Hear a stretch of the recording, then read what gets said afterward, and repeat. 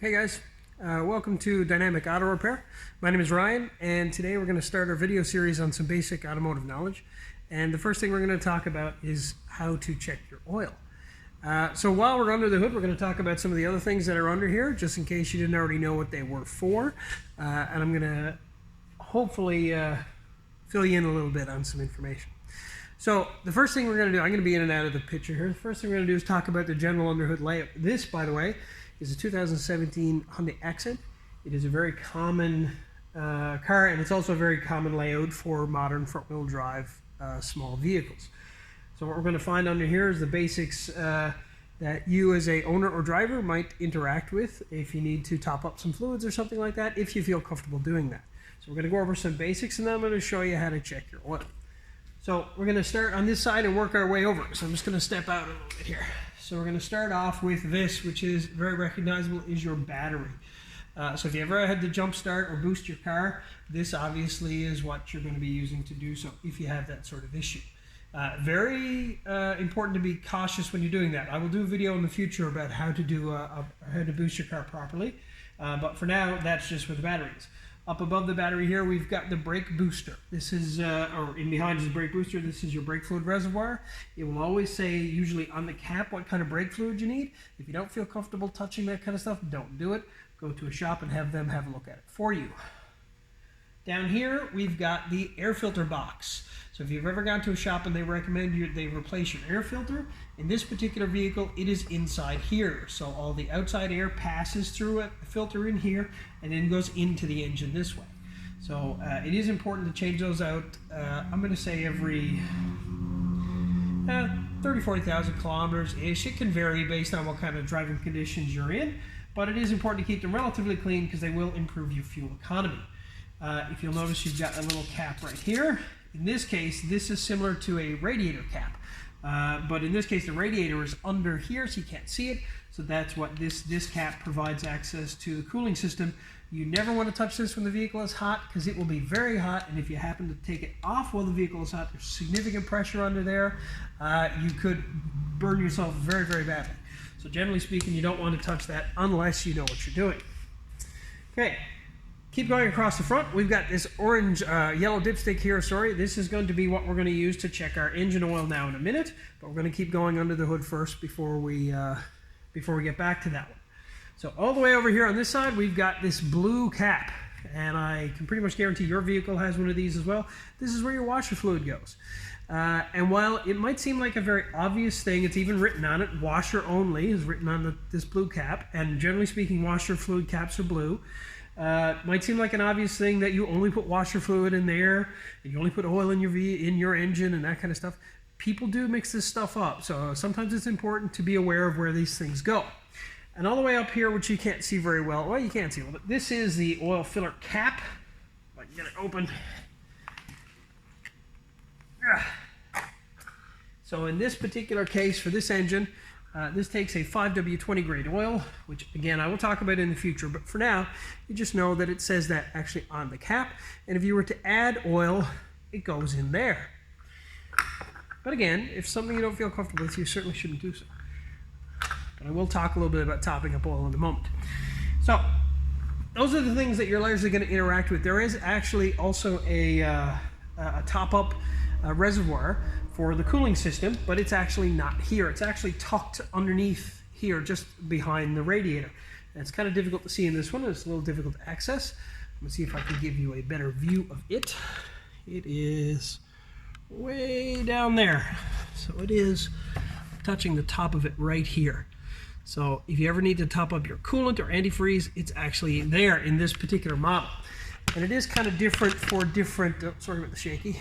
It is different in different vehicles, so you can make yourself aware of where those things are in your particular car or SUV or truck. So back to the oil checking.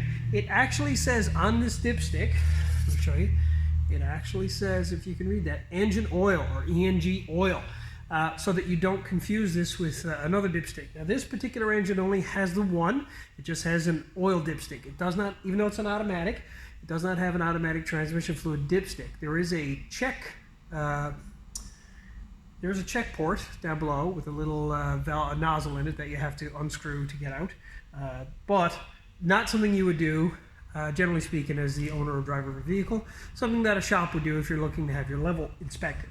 So for now, we just are going to be concerned with this one, which is your oil dipstick.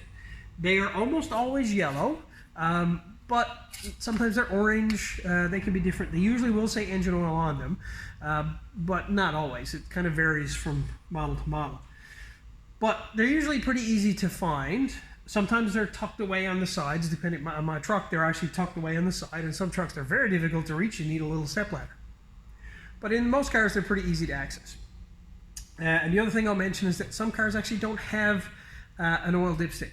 It's actually a digital meter or gauge that is, there's a gauge built into the engine and it reads in the dash of the car. So you have to cycle through your menu options and choose your oil level in there. We're not going to get into that today. We're going to talk about the very simple dipstick method right here. So we're going to pull it out. It should come out fairly easily, but they do stick in there sometimes.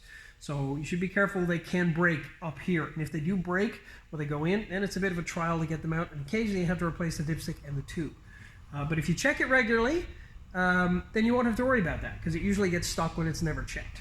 So we're going to look at it very quickly. So the first thing I'm going to do is wipe the dipstick off so there's no residue on it whatsoever. And that's going to give us an accurate reading when we pull it out again in a moment. So you always want to check your oil level when the vehicle is shut off, usually cooled off, at least for a few minutes, and on a level area. Because if your driveway happens to have a significant tilt to it, the oil level won't be level, and you could get an inaccurate reading on the dipstick. So this dipstick, I'm going to bring it up right close here. It has two dots. It has a dot right here. It has another dot right there.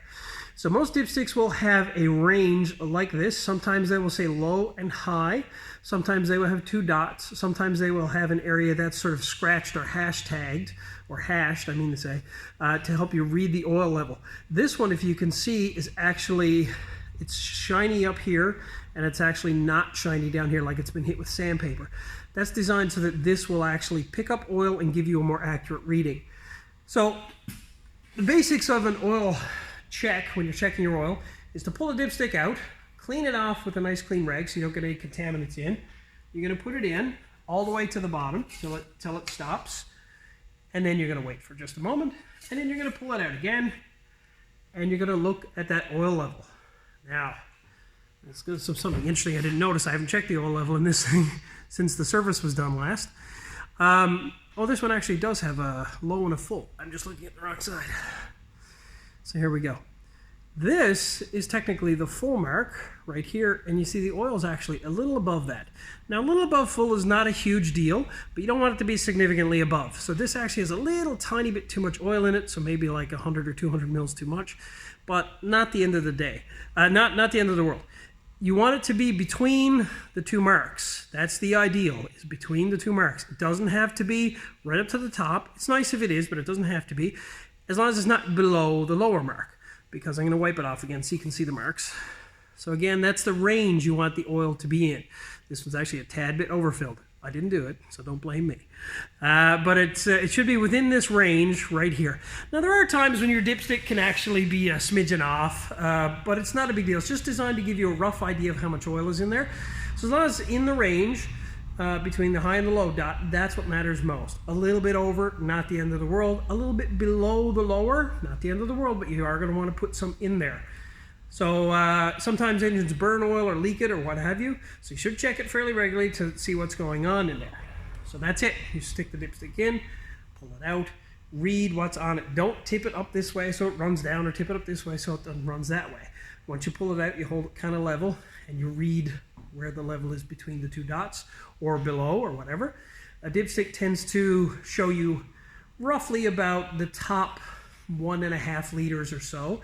And in most dipsticks, the difference between the two dots, the high and the low, is about 1 liter. So if you're showing at the bottom dot, generally speaking, if you add 1 liter of oil, that will take you to the full mark. And if it's down below the dipstick and you're not getting any reading, get some oil in that thing. Very important. Engines really don't operate very well on low oil. Can cause significant damage to your engine and could potentially necessitate a replacement engine. And nobody wants that. So yeah, check it every so often and make sure it falls between these two dots, the high and the low. That's where you want it to be all the time. Like I said, a little bit over is not the end of the world. Now, if you do have to top your oil up, I'm going to talk a little bit about that too, because it is something that comes up sometimes. Totally okay for you to top your own oil up. You should make sure that you're comfortable with it, because if you're not, you should find someone who is. You can cause damage to your engine by using potentially the wrong oil if it's significantly different than what's required, and by using too much, which actually can be an issue. But that's why it's important to know how to check it. So I'm going to put this dipstick tube back in, and I'm going to talk about one more thing. So the engine oil goes in here where this cap is that I took off in a moment ago. If you're filling up your oil, if your oil is low, or you think it's low, or if you have a digital meter, for example, in the car, and the car is telling you it's low, you don't want to add a bunch of oil. You want to add a little bit of oil at a time, maybe half a liter or something like that, or half a quart if you're using imperial measurements, and then see what the level is, and then maybe add a little bit more if you need to. Don't go dumping a bunch of oil in there, because you can actually cause damage to the engine if there's significantly too much. And I've heard multiple stories, first-hand accounts of people who've seen others at gas stations with an empty case of oil on the ground, on the pavement, dumping liter after liter into a vehicle, because what they were doing was looking into the oil fill hole, waiting for the oil to come up so that they could see it. Now, this little engine only takes about 3.5 liters or so of oil. Most modern small engines take something similar. You do not need to add a ton of oil to get them up to level. Even if they're near empty, you really don't need that much for most vehicles. Some will take significantly more than this, but the average small engine is somewhere 3-4 liters or so. So you don't have to see the oil in order to know that's in there. You use your dipstick or your internal meter. But the key is you don't add too much at any one time, because you don't want to risk putting way too much in there, because that's actually far worse than having a little bit less. So a little bit less oil, a little bit lower than recommended, is not ideal, but it's not the end of the world. If you dump an extra 3 or 4 liters in a car like this, in an engine like this, you actually run the risk of causing very, very significant internal damage to the engine, what's called hydrolock, where oil gets into places where it's not meant to, or it can't compress, because oil doesn't compress very well. It works similar to hydraulic fluid, not in an engine, but it can. So if oil gets into the combustion chamber in significant volumes and it tries to compress it, it's actually going to cause catastrophic damage. You will not have an engine anymore. Most of the time it just smokes a lot. That's the average thing that happens. But it does so happen sometimes that you can cause significant damage by over oiling. So you should always add a little at a time, and always check with your dipstick or your internal gauge after you add a little bit at a time. So yeah, that's about it for today, I guess. Most of the underhood things here, like I said, they're pretty similar in different vehicles. Sometimes the air filter is in a different place, or the box is going to look different, or the battery is in a different location. Some cars, the battery is actually in the trunk or under the back seat, or in the wheel well, or something like that. But they all have the same basic components. They just might be laid out a little bit differently.